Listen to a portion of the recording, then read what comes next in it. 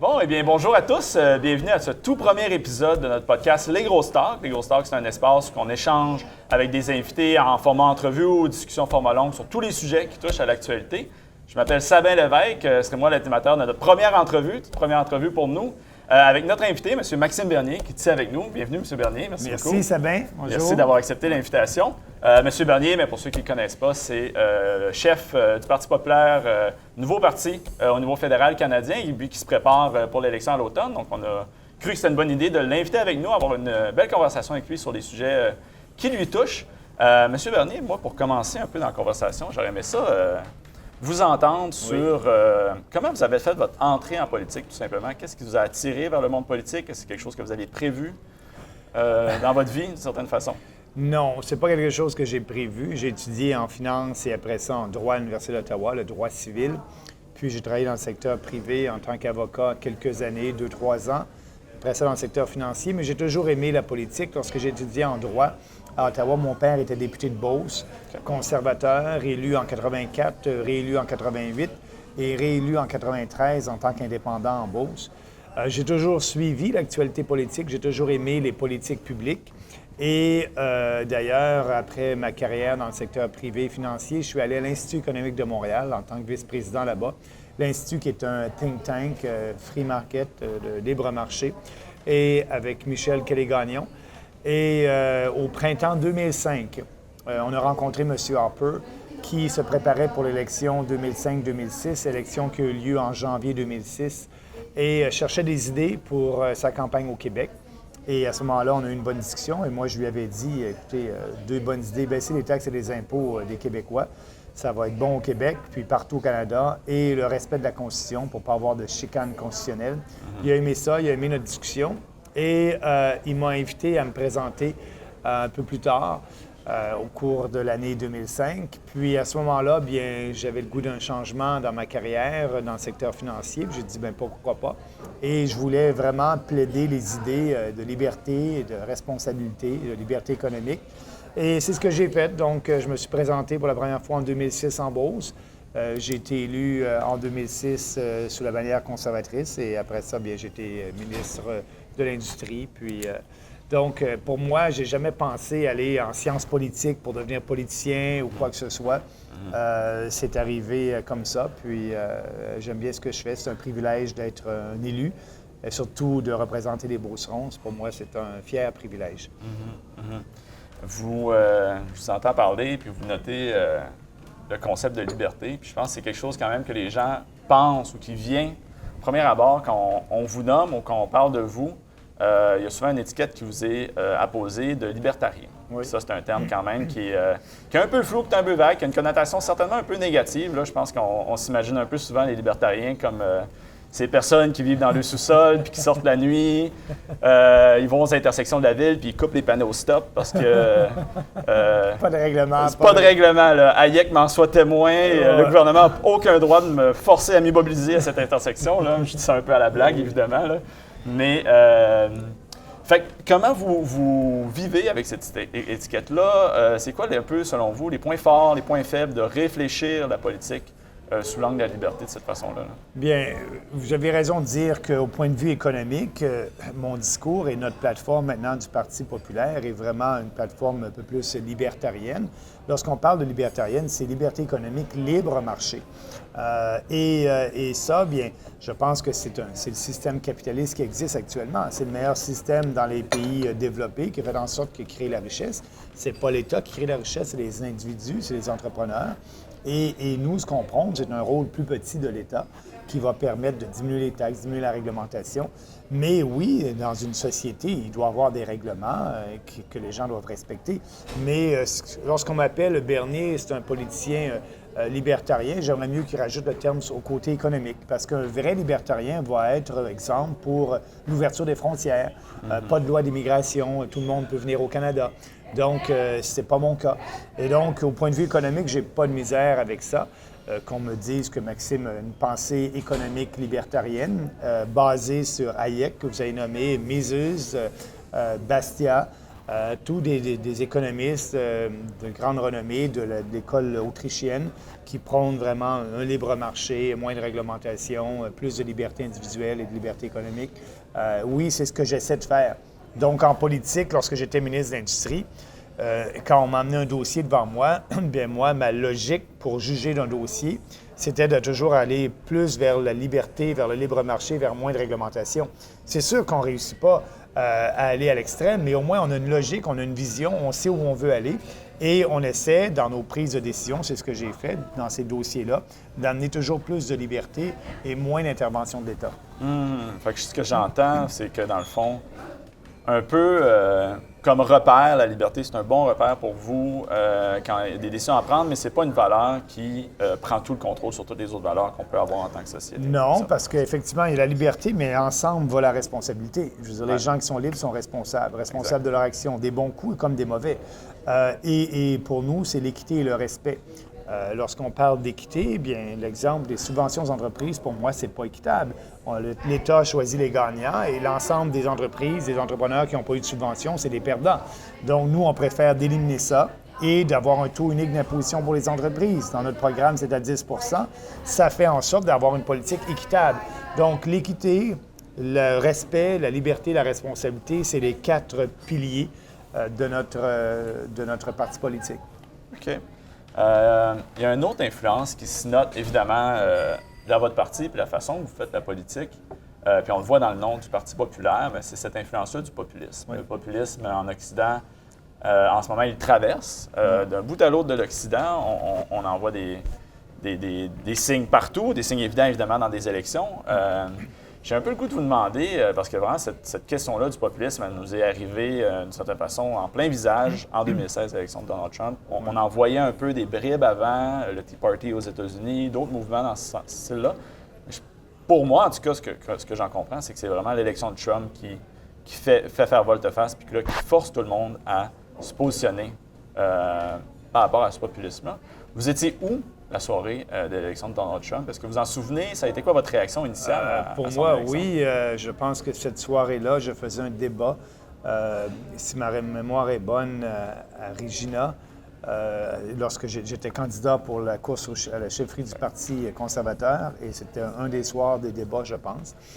Vous avez raison de dire que M. Trump a amené un mouvement populiste.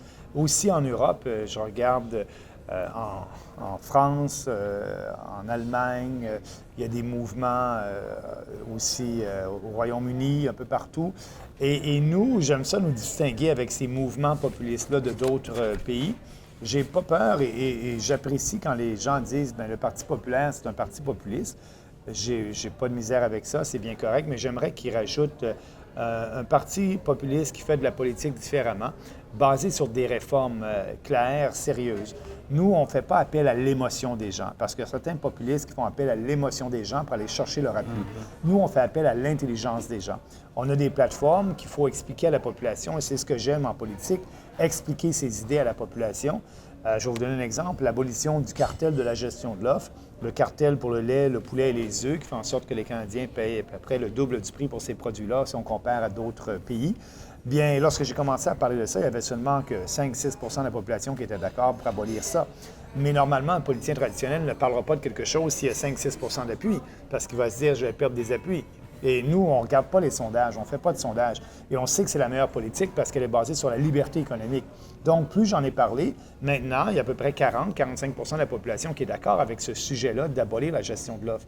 Donc, ce que je vous dis, on fait de la politique différemment et surtout, on n'hésite pas de prôner nos idées, même si au début, il peut y avoir peu de gens qui supportent ces idées-là. Donc, j'appelle ça un populiste intelligent. On s'adresse à l'intelligence des gens. Il faut expliquer nos plateformes. Il faut expliquer notre philosophie et c'est un beau défi, puis c'est un défi exaltant. Donc, beaucoup de gens disent bien, Monsieur Bernier, vous faites de la politique un peu comme Trump ou comme les autres. Moi, je suis un Canadien, puis je fais de la politique pour défendre les valeurs canadiennes et ma vision de la société en tant que Canadien. S'il y a des ressemblances avec M. Trump, bien, je ne sais pas si les gens le diront, le feront. Je pense que le fait, la ressemblance peut-être la plus claire, c'est que le fait, pour moi, il n'y a pas de sujet tabou. Toutes les discussions doivent être bonnes dans une démocratie. Et c'est peut-être un petit peu la même chose pour M. Trump, où il a amené des débats différents qu'il y avait avant dans la société américaine. Nous, on n'a pas de... La rectitude politique, pour nous, n'existe pas. Et il n'y a aucun sujet qui est tabou, même si un pourcentage minime de la population qui est d'accord avec une de nos prises de position. Notre défi, c'est de l'expliquer parce qu'on croit qu'on a les meilleures idées et basées sur les valeurs de la société occidentale, liberté, responsabilité, respect et équité. Il faut les expliquer. Et donc, c'est ça le défi. OK. Vous avez déjà adressé quand même ce que j'aurais aimé que la conversation aille. Puis c'est vraiment de noter ces différences entre la façon que vous faisiez la politique puis la façon que Donald Trump ou que d'autres, on peut les appeler populistes, à travers le monde font de la politique. Appel à l'intelligence, c'est quelque chose que vous nommez plutôt qu'aux émotions. Ça, je pense que c'est quelque chose qui est définitivement important. Puis je pense que les gens, d'une certaine façon, peuvent le voir, vont le voir dans la façon que vous faites la politique. Puis pas essayer de plaire à tout le monde. Pas essayer de plaire à tout le monde. Si on essaie de plaire à tout le monde, on ne sera pas honnête avec nos principes et on ne réussira pas à plaire à tout le monde. Pour gagner une élection, ça peut nous prendre 38 du vote. M. Trudeau a gagné la dernière élection avec 38 d'appui. Donc, il y a des plus à une grande majorité de la population. C'est ça notre système actuellement, mais les politiciens n'ont pas ça en tête. Les politiciens veulent plaire à tout le monde, veulent être aimés. Moi aussi, j'aime bien ça, rencontrer les gens et dire « Oh, M. Bernier, j'aime bien ce que vous faites, etc. » Quand tu rencontres quelqu'un qui n'est pas d'accord avec ton point de vue, tu aimerais bien que tout le monde soit d'accord, mais c'est impossible. Mais ça, c'est la tendance des politiciens de vouloir plaire à tout le monde et pas choquer personne. Mais avec ça, tu n'as pas de principe, tu n'as pas de conviction. Et puis, tu es guidé par le vent des sondages. Et pour nous, c'est pas ça. Je suis en politique pour faire des changements majeurs qui vont être bons pour la société canadienne. À mon point de vue, il faut que je convainque la population. Mais je pense aussi ce qui surprend beaucoup les gens avec cette vague-là qu'on appelle populiste, c'est qu'en fait, c'est peut-être la première fois qu'on est confronté à un populisme qui vient plus de la droite que de la gauche, d'une certaine façon. Parce que le populisme, historiquement, les mouvements populistes populaires de vouloir parler pour le peuple, contre les élites, bien évidemment, là, il y a toutes des connotations prolétariat, bourgeoisie, contre les riches, exactement. Il y a toute cette connotation-là qui, historiquement, s'est tout le temps retrouvée dans les penseurs de gauche puis dans les mouvements de gauche. Vous avez raison. Je pense que la seule différence, d'une certaine façon, c'est que là, ça arrive de droite, puis là, ça surprend tout le monde. Puis, finalement, ça devient des impulsions de société qui sont à proscrire parce qu'ils viennent de la droite, d'une certaine façon. Moi, je me plais toujours à dire que si Bernie Sanders avait gagné l'élection en 2016, le populisme n'aurait jamais pris la connotation négative que là. Mais simplement que là, c'est Trump, qui était la version de Sanders, mais de la droite, du Parti républicain, qui a gagné. Mais à ce moment-là, le mot devient anathème, la pensée devient anathème. Pour vous, d'une certaine... Puis là, je vais noter aussi, dans ce sens-là, que c'est surprenant que ça vienne de la droite pour la simple raison, puis ça, c'est comment moi je le comprends, mais parce que ça a une fibre révolutionnaire, le populisme. C'est une volonté de changement. Puis ça colle moins bien avec des profils de personnalité plus de droite conservateurs, parce que les gens conservateurs sont moins dans la révolution, sont plus dans on conserve les acquis que nos sociétés ont gagnés. Et donc, il y a tout le temps cette tension-là, révolution, conservation, changement, où on garde les choses comme ils sont. Pour vous, qu'est-ce que vous sentez comme étant les dangers du populisme et les forces du populisme que vous voyez au Canada? Mettons, on s'éloigne un peu de ce qui se passe dans le monde. Mais pour vous, de ce que vous voyez au Canada, qu'est-ce qui est légitime dans ce mouvement de société? Mais vous avez raison de dire que le populisme au Canada, normalement, vient de la gauche et c'est contre, oui, les élites et surtout contre aussi les grandes entreprises. Je vous donne un exemple. Dans notre plateforme, on a l'abolition des gains en capitaux. Donc, pour faire en sorte que recréer de la richesse et aussi la baisse des impôts. Mais certains des gens m'ont dit dans mes rallyes, et Maxime, si on abolit les gains en capitaux, on va aider les riches. Et c'est pas bon, ça. Et donc, moi, j'explique à ces gens-là, écoutez, ça va permettre la croissance économique. Et la croissance économique est bonne pour les riches comme pour les pauvres. Et je m'ai cité John F. Kennedy qui disait « La marée haute va lever tous les bateaux, les petits comme les gros ». Et c'est ça, c'est que cette politique-là de taxer les gains en capitaux, ça va contre la création de richesse. Ça l'empêche d'investir pour pouvoir créer de la richesse. Et ça, il faut que je l'explique. Mais le réflexe de cette personne-là, c'est de dire « Je suis avec Bernier, il est populiste, donc il est contre l'élite et il est contre les riches ». Non, je ne suis pas contre les riches. Les gens qui sont venus riches, s'ils sont venus sans privilège de l'État. Mais oui, les gens qui sont venus riches à cause des privilèges de l'État ou des quasi-monopoles que l'État leur donne, ça, il faut abolir ça. Il faut faire en sorte que les entrepreneurs puissent se battre sur un même niveau, tout le monde. Et ce populisme, c'est pour ça, ce populisme de droite si on peut l'appeler ainsi, est différent d'un populiste de gauche qui est contre les riches et contre, des fois, le système capitaliste. Nous, dans nos politiques, on attire même des personnes qui ont voté NPD dans notre parti. Pourquoi? Parce qu'on est cohérent. Exemple, le parti NPD n'a pas dans sa plateforme d'abolir les subventions aux entreprises. Pourquoi? Parce qu'une de ses clientèles, c'est les gros syndicats qui travaillent chez GM ou chez les producteurs manufacturiers d'automobiles. Le syndicat là-bas vote, selon eux, majoritairement NPD, et ces entreprises-là reçoivent des subventions. C'est qu'ils ne veulent pas plaider l'abolition des subventions parce que ça nuirait à GM ou à ces grandes entreprises-là et par la bande à leurs travailleurs. Mais si tu es NPD, tu ne devrais pas être pour les subventions d'entreprise. C'est injuste. Et donc, des gens qui ont voté NPD viennent avec nous, justement à cause de ça, l'abolition des subventions d'entreprise et aussi l'abolition du cartel que je disais tantôt, qui est une taxe régressive sur les pauvres. On taxe les pauvres pour donner ça aux riches producteurs laitiers. C'est injuste. Donc, c'est pour ça qu'on fait un populisme différent qui est basé sur des valeurs, mais sur une pensée économique qui se tient. Et c'est pour ça qu'il y a une grosse différence entre le populisme de gauche, comme vous avez dit, et celui de droite. Nous, on tient à faire en sorte que le système actuel soit plus productif, que soit plus équitable envers la population. Et la manière de le faire, c'est d'avoir un gouvernement plus petit à Ottawa, ou qui va donner plus de liberté. Quand je dis plus petit, bien, vous allez payer moins de taxes et d'impôts, vous allez avoir plus d'argent dans votre poche, vous allez être plus libre de faire ce que vous voulez faire. Un gouvernement qui n'intervient pas dans les champs de compétences des provinces, qui respecte la Constitution, c'est toute partie de notre programme, mais c'est toute la même logique basée sur ces 4 principes-là. Et c'est vraiment différent que des autres partis politiques actuellement. Les autres partis font de la politique basée sur des sondages. Est-ce que je vais parler d'immigration? Ah non, j'ai peur d'en parler parce que peut-être que les médias traditionnels vont me traiter de raciste, donc j'en parlerai pas. Et donc, ils font des sondages, ils regardent ce que la population veut entendre, ils répètent ce que la population veut entendre sans conviction, sans passion. Puis peut-être, lorsqu'ils sont au pouvoir, ils font le contraire. Ça me fait penser, tout ce que vous dites. Je pense que je vais revenir un peu à un point qu'on a dit en début d'entrevue parce que je vous entends parler, puis j'entends tous les principes, la réflexion qui est derrière la plateforme, tout le gros travail intellectuel qui a été fait pour mettre cette plateforme-là en place pour votre parti. Initialement, une partie de la plateforme pour la course à la chefferie que vous avez faite en 2016, mais maintenant une plateforme qui a changé sur certains points également pour l'élection de 2019. Ouais. À quel moment de votre vie est-ce que ces idées-là se sont déposées? Est-ce que c'est... parce qu'il y a quand même une période dans votre carrière politique, entre 2009 et 2011 environ, que vous avez pris un break, vous êtes retiré un peu de l'espace politique. Vous êtes resté député en Beauce, évidemment, mais vous êtes quand même retiré, vous avez commencé votre blog. Est-ce que c'est à cette période-là que vos idées se sont déposées ou c'était déjà là avant? Bien, j'ai beaucoup lu ces auteurs-là, Hayek, Mises, Rothbard, et j'ai développé cette pensée politique-là avec le temps.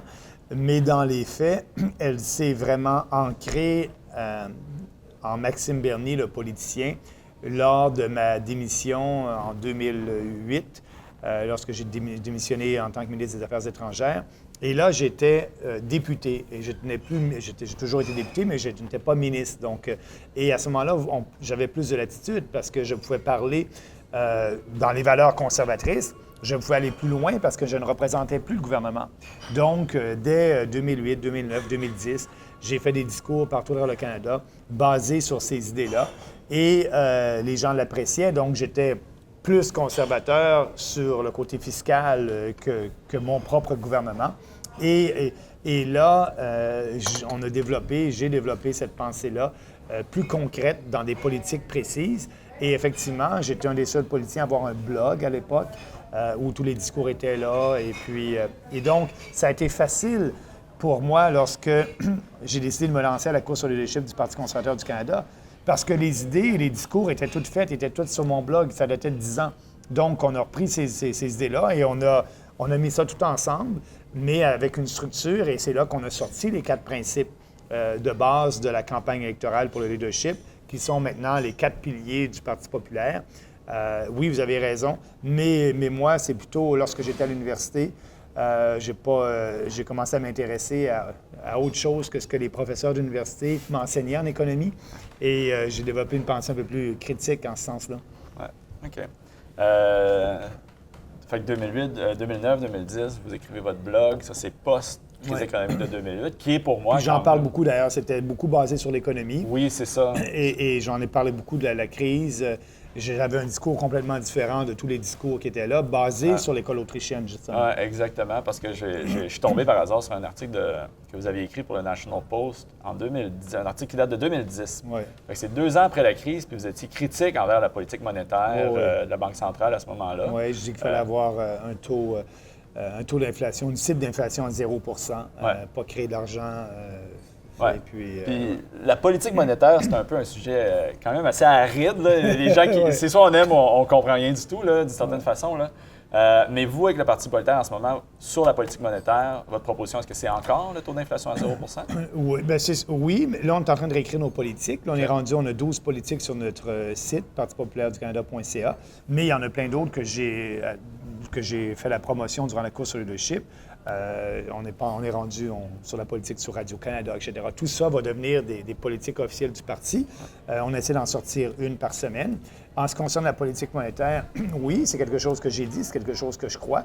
Je pense que ce n'est pas révolutionnaire de demander à la Banque du Canada, parce que le gouvernement du Canada signe une entente à chaque 5 ans. La Banque du Canada est vraiment indépendante des politiciens, et c'est bien comme ça. Mais à chaque 5 ans, le ministre des Finances peut donner ses directives à la Banque du Canada. Et la dernière directive, c'est d'avoir une cible d'inflation de 2 au Canada. Et l'inflation, pour moi, c'est une taxe déguisée. Si 2 d'inflation, c'est bon, pourquoi pas avoir un taux d'inflation de 20 ça va être meilleur, non? Mais effectivement, il faut avoir, si on veut garder notre pouvoir d'achat, on devrait avoir un taux d'inflation de 0 comme ça, le dollar que vous avez dans votre poche aujourd'hui, vous allez être capable d'acheter la même quantité de biens et services avec le même dollar dans 4, dans 3, dans 5 ans. Là, aujourd'hui, avec un taux d'inflation de 2 bien, les gens s'appauvrissent de 2 par année avec le dollar dans leur poche. Ils ne peuvent pas acheter autant de biens parce que l'inflation augmente. Et ça, bien, c'est un discours que j'ai dit. Et ça peut effectivement faire partie de notre plateforme du Parti populaire. On n'est pas rendu là, mais je crois toujours à cette politique économique-là. Parce que vous étiez un peu préséant quand même dans l'article, je me souviens que vous écriviez. Puis là, je vais vous féliciter pour ça, parce que c'est dur de prédire l'avenir souvent, mais vous écriviez qu'avec la politique monétaire actuelle, post-crise économique au Canada, le résultat, ça allait être un haut niveau d'endettement pour les Canadiens et Canadiennes au niveau des ménages, puis un très bas niveau d'endettement au niveau du pays. Puis c'est effectivement 10 ans plus tard, en 2019, c'est ce qu'on observe. On est les plus endettés au niveau des ménages du G8. Les moins endettés au niveau fédéral. Donc, c'est finalement, on a accumulé la même dette d'une certaine façon que les autres pays du G8, mais on l'a juste déplacé sur les ménages canadiens. Effectivement, à l'époque, je pense que le taux d'endettement était 160 et maintenant, c'est rendu 180, 190, je ne me rappelle pas les chiffres exacts, là, mais c'est beaucoup plus. Oui. La situation s'est empirée. Et ça n'a pas aidé avec les taux d'intérêt bas aussi, artificiellement bas. On fait en sorte que finalement, épargner n'est plus pas rentable, ou c'est ça, parce que, bon, on n'a pas beaucoup de retour, il n'y a pas un incitatif pour l'épargne, mais l'endettement, oui, avec les taux d'intérêt bas. Et le problème, c'est que ces taux d'intérêt-là vont augmenter un jour, tout le monde le sait. Et le jour qu'ils vont augmenter, bien, il y a plein de ménages qui sont à risque. On est déjà rendu à un peu la fin de notre entrevue. C'est vraiment une conversation que j'aurais voulu étirer sur des heures et des heures, mais je vais vous donner quand même l'espace de parler un peu plus de la plateforme. Vous avez déjà mentionné quelques points de plateforme, mais si on prenait un peu l'angle de... si vous aviez à parler qu'un électeur de chacun des autres partis qui se présentent au fédéral, donc Parti vert, Bloc, Parti libéral, Parti conservateur, NPD, ce serait quoi votre message spécifique pour chacun d'eux? Quelle partie de la plateforme est-ce qui peut être le plus attrayant pour chacun des électeurs? Bien, premièrement, pour le NPD, je pense que j'ai déjà répondu tout à l'heure. Nos deux politiques, abolir les subventions aux entreprises puis abolir le cartel de l'UPA, qui va faire en sorte que les gens vont économiser les familles canadiennes vont économiser 400 $ par année sur leurs frais d'épicerie. Donc ça, je pense qu'il y a beaucoup de gens du NPD qui viennent à nous à cause de ces deux politiques-là. En ce qui concerne des libéraux, le message peut être les libéraux qui ont voté pour Jean Chrétien, Paul Martin et même Justin Trudeau qui a promis d'équilibrer le budget, qui a promis d'avoir des petits déficits et d'équilibrer le budget. Bien, mon discours à eux, c'est qu'on est le seul parti maintenant qui va équilibrer le budget en 2 ans. M. Scheer a dit qu'il ne le ferait pas en 2 ans, il va le faire en 5 ans, donc en un terme, ça va, un deuxième terme. pour lui, tout comme Justin Trudeau. Donc, les deux grands partis et le NPD ne parlent pas d'équilibre de budget. Donc, ces gens-là qui ont voté libéral pour avoir l'équilibre budgétaire et payer moins de taxes et d'impôts, bien, la promesse de Justin Trudeau n'a pas été respectée et ils sont bienvenus dans notre parti. Parce qu'on regarde un peu, Jean Chrétien a été un gouvernement libéral, mais fiscalement très responsable. Donc, ces gens-là ont de la place dans notre parti. Pour ce qui est du NPD, pour ce qui est du Bloc québécois, les gens qui qu'est-ce qu'ils veulent, les gens du Bloc québécois? Le respect de la Constitution. Ils ne veulent pas que le fédéral vienne dire au Québec quoi faire dans ses champs de compétences. Donc, nous, un des aspects de notre plateforme, c'est respect. Pour respecter la Constitution. On ne s'ingère pas dans les champs de compétences des provinces. Je peux parler en santé, qui est un champ 100% provincial. Nous, ce qu'on veut faire, au lieu de taxer l'ensemble des Canadiens, donner des subventions aux provinces, 40 milliards de dollars par année pour la santé, avec des conditions que le fédéral impose, je vous donne le 40 milliards à telle condition. Nous, on dit que c'est un champ provincial, de compétences provinciales. On ne vous transférera pas d'argent, on va vous transférer le pouvoir de taxer. On va vous transférer la TPS, le revenu de la TPS, qui est 40 milliards de dollars par année aussi. Et vous allez faire ce que vous voulez avec, en santé ou dans d'autres domaines, sans condition, parce que c'est un champ provincial. Donc, je pense que les gens du Bloc québécois, c'est bon pour eux. Après ça, il nous reste le Parti vert. Le Parti vert, je dis aux gens, si vous croyez vraiment au changement climatique et puis que c'est une urgence climatique, mais regardez qu'est-ce qu'il y en est. Le Canada représente 1,6 % des émissions. Même si Elisabeth May fait tout ce qu'elle va faire, on ne pourra pas sauver la planète. Mais nous, ce qu'on va faire, on va avoir des positions concrètes en environnement. Du jour au lendemain, il va y avoir un changement. Vous voulez être capable de continuer à pêcher dans vos rivières, à vous baigner dans vos lacs. Il y a encore des lacs et des rivières qui sont pollués. On devrait se concentrer et mettre de l'argent pour s'assurer de la dépollution de ces lacs et ces rivières-là. C'est une opération environnementale concrète pour aujourd'hui, pour tout de suite, qui va aider. La pollution de l'air, on va en parler dans notre campagne électorale aussi. Mais en ce qui concerne les changements climatiques, je leur dis, l'environnement est une juridiction partagée. Donc, si ici au Québec, la taxe sur le carbone que M. Trudeau impose ne s'applique pas aux Québécois parce que le Québec a un système de cap and trade en anglais, d'échange et bourse du carbone, marché du carbone, merci. Donc, cette taxe-là ne s'applique pas. Et ce que je dis, moi, je laisse les provinces, en ce qui concerne l'environnement, les changements climatiques, je laisse les provinces avoir les politiques qui veulent en ce sens-là. Là, on a parlé du Bloc québécois, les conservateurs. Mais là, pour les conservateurs, si vous êtes vraiment conservateur, bien, vous voulez un impact plus petit, vous voulez équilibrer le budget, bien, nous, on a les politiques pour ça. On sait qu'on va baisser vos taxes et vos impôts, mais on dit comment on va le faire. Comment on va le faire? On va avoir un taux unique d'imposition pour les entreprises. On va pouvoir le faire sans créer de déficit parce qu'on va éliminer les subventions aux entreprises. On va économiser 5 milliards de dollars et on va être capable d'instaurer un taux unique d'imposition de 10 % des entreprises. On va avoir, au lieu de 5 taux d'imposition pour les particuliers, on va en avoir 2. Ça va être plus équitable. Les Canadiens vont sauver des milliards de dollars. Et on va le faire. On est capable de le faire aussi sans engendrer un déficit parce qu'on va privatiser Post Canada, parce qu'on va abolir le CRTC en télécom, parce qu'on va diminuer l'aide étrangère. Donc, on dit aux gens, aux conservateurs, vous voyez vraiment avoir l'équilibre budgétaire et payer moins d'impôts. Regardez notre programme. On est le seul à le faire. M. Scheer ne fait pas ça. Il va continuer à endetter les Canadiens. C'est injuste pour les générations futures. Et il n'y a pas de réforme pour vous dire clairement que oui, je vais baisser les impôts, mais je vais faire telle réforme pour ne pas créer de déficit. Non, il va continuer à dépenser. Donc, pour nous, les gens qui veulent moins de taxes, moins d'impôts et un équilibre budgétaire, qui sont supposément les conservateurs, bienvenue avec nous. Et les conservateurs, supposément, veulent un État plus petit à Ottawa, puis on est la solution. Donc, notre plateforme, basée sur ces 4 principes-là, peut plaire à des gens de différentes allégeances, et c'est ce qui arrive dans les faits. C'est ce qui arrive dans les faits, dans mes rallyes. Il y a des gens de différentes qui viennent me voir après. Maxime, j'étais un conservateur, j'étais libéral. Même, on a des candidats qui ont voté pour Justin Trudeau, puis qui se présentent candidats pour nous actuellement. Et aussi, je pourrais parler aux 30 % de la population qui n'ont pas voté à la dernière campagne électorale. Il y a 70 % de la population qui ont voté. Ils n'ont pas voté puisqu'ils étaient désabusés des politiciens. Bienvenue avec nous, on fait de la politique autrement. On ne promet pas n'importe quoi à n'importe qui. on a des politiques basées sur des principes et on est fidèle à nos principes. Donc, venez avec nous, on fait de la politique différemment. Et comme je disais au début, pour nous, la rectitude politique n'existe pas, puis il n'y a pas de sujet tabou. Donc, on peut attirer des gens qui n'ont pas voté au niveau fédéral, des gens qui ont voté pour d'autres allégeances, et c'est ce qui fait en sorte que, exemple, je vais terminer avec ça, dans Burnaby South, l'élection partielle qui a eu lieu au mois de février dernier, notre candidate, Laura-Lynn Thompson, a eu 10 du vote dans un comté NPD. Et dans un comté conservateur à Toronto, notre candidat a obtenu seulement 3 des votes. Mais il faut dire que c'était après 3 mois d'existence du parti. Mais donc, on a eu un score meilleur dans un comté NPD. Ça fait que tout peut arriver. Des fois, les journalistes me disent « Ouais, quel comté vous pensez prendre? » On ne le sait pas. On ne fait pas de sondage, on ne le sait pas, mais on sait que ce soit dans un côté NPD, libéral ou Bloc québécois ou conservateur, on a autant de chances de faire élire un candidat. Et ce n'est pas seulement les comtés conservateurs qui devraient être favorables à nous. Quand vous parlez, je vais revenir sur un point que vous avez parlé pendant qu'on parlait d'électeurs du Parti vert, d'une certaine façon. Parce que c'est vrai que le discours un peu des changements climatiques vient qu'à occuper tout l'espace par rapport aux questions sur l'environnement. Puis on efface de toute façon les autres conversations qu'on a à avoir par rapport à l'environnement. Il y a de la conversation sur l'espace public au niveau du plastique.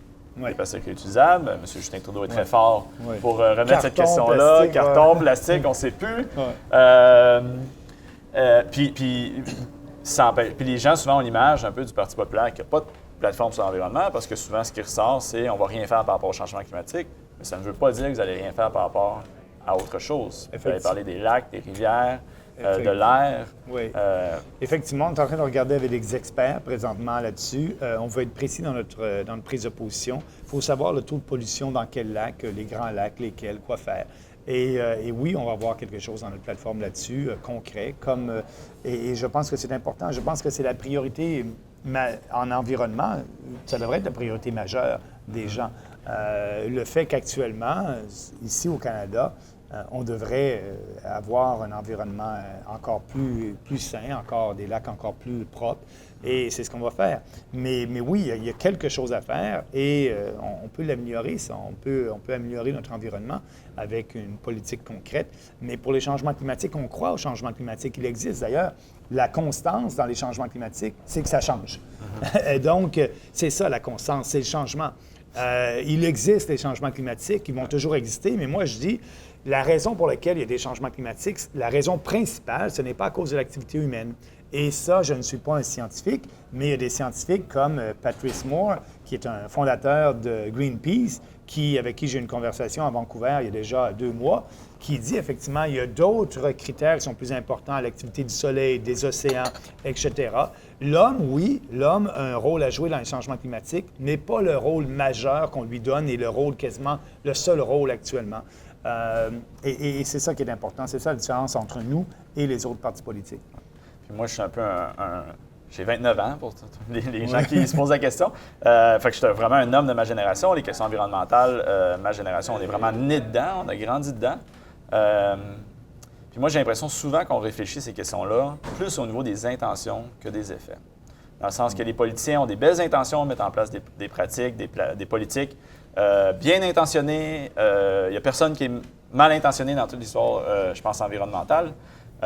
Mais on se soucie très peu des effets, finalement. L'exemple que je peux prendre, c'est, je disais, le message de départ de M. Ferrandez, ici, qui était élu sur le plateau Mont-Royal. Puis un des grands accomplissements qu'il notait pour lui-même, c'est d'avoir réussi auprès de la Ville de Montréal, de faire remplacer les plastiques à usage unique, les sacs de plastique à usage unique, par des sacs de plastique réutilisables.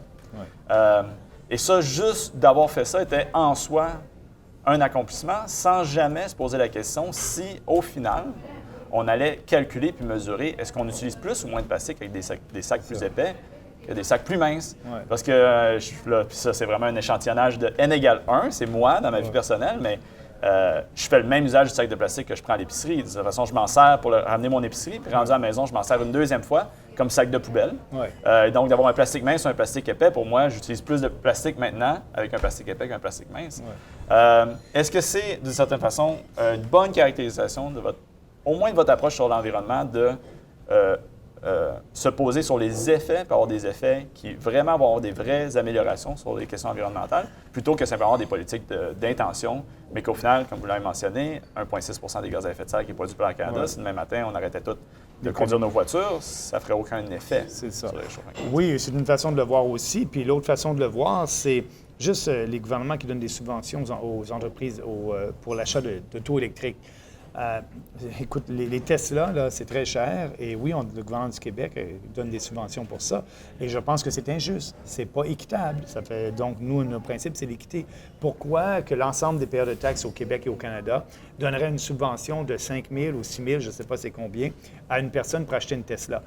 Il y a des autos électriques aujourd'hui, mais c'est le libre marché. Ce n'est pas un fonctionnaire à Ottawa qui a développé une auto électrique. C'est la beauté de la liberté économique, de l'entrepreneurship. Et c'est eux qui ont trouvé des solutions à ça. Et oui, les autos électriques vont devenir de plus en plus populaires lorsque la technologie va s'améliorer. Et on n'a pas besoin de l'État pour subventionner les gens pour acheter des voitures électriques parce que les producteurs de voitures, les manufacturiers savent la préoccupation des gens. Eux font des sondages, puis ils savent que leur clientèle, là, ils sont, comme vous voulez dire, beaucoup plus pro-environnement. Et donc, ils font les démarches, ils font les recherches pour avoir des voitures plus performantes, électriques, à batterie, etc. Et ils veulent bien servir leurs clients. Et donc, oui, un jour, les voitures, la majorité des voitures seront électriques, mais ça ne sera pas à cause que l'État a donné des subventions aux acheteurs pour acheter des voitures électriques. Donc, c'est ça la beauté du libre marché.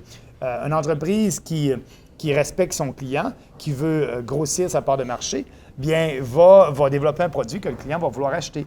Maintenant, on s'aperçoit, avant ça, il y avait juste une entreprise qui faisait des voitures électriques, un manufacturier. Maintenant, chaque manufacturier a sa version de voiture électrique et ça s'améliore. Donc, c'est ça la beauté du système capitaliste, de l'entrepreneurship. Le client a toujours raison. Et donc, les entrepreneurs veulent avoir cette clientèle-là. Ils vont faire tout ce qu'ils peuvent faire pour leur plaire. On n'a pas besoin de l'État pour pousser des produits. Parce que là, on le fait et ça devient injuste. Parce que les plus pauvres de la société, bien, n'ont pas les moyens de s'acheter une Tesla et on n'aura jamais cette subvention-là. Puis je vais peut-être vous partager une anecdote que j'ai vécue par rapport aux subventions des voitures électriques. J'ai accompagné des amis dans leur processus d'achat d'une voiture électrique d'occasion, parce que le gouvernement du Québec avait mis, puis je pense qu'il y a encore une subvention de 4 000 pour l'achat de véhicules d'occasion, mais il y avait une clause très intéressante pour avoir accès à cette subvention-là, c'est qu'il fallait que le véhicule n'ait jamais été plaqué ou immatriculé ici au Québec. Donc, concrètement, l'effet de cette subvention-là, c'était de payer, le gouvernement, effectivement, payait des transporteurs pour transporter des véhicules de la Californie, de l'Ontario, pas des véhicules neufs qui sortent des usines, des véhicules qui roulaient déjà dans ces États-là ou dans ces provinces-là. Pour le rentrer ici au Québec, on le transporte à travers des milliers de kilomètres. Il n'y a pas une voiture de plus ou de moins dans le marché automobile, dans le parc automobile du Québec, mais c'est simplement pour que, dans quelques années, le gouvernement du Québec puisse se péter un peu les bretelles en disant, nous, ici au Québec, on a tant de voitures électriques qui roulent chez nous, alors que ces voitures-là, en tout cas une partie, roulaient déjà ailleurs sans qu'on ait besoin de le subventionner. Oui, absolument. Puis de toute façon, ça va arriver. C'est ça la beauté de la société, c'est ça la beauté du développement technologique. Ça va arriver, on va avoir de plus en plus. Laissons le libre marché fonctionner et puis ayons des politiques qui sont équitables pour tout le monde. Monsieur Bernier, c'est déjà tout le temps qu'on avait pour notre entrevue. Il me reste pour vous une dernière question. Oui. Mais si vous voulez l'entendre, c'est une question bonus pour nos abonnés. Je vous invite, si vous voulez entendre la réponse de M. Bernier, à la question suivante. Je vais demander à M. Bernier sa pensée, ce qu'il pense de Jordan Peterson, le phénomène canadien qui a une influence planétaire maintenant, qui intéresse beaucoup de personnes. Et puis, je vais demander qu'est-ce qu'il en pense, c'est quoi son contact avec M. Peterson.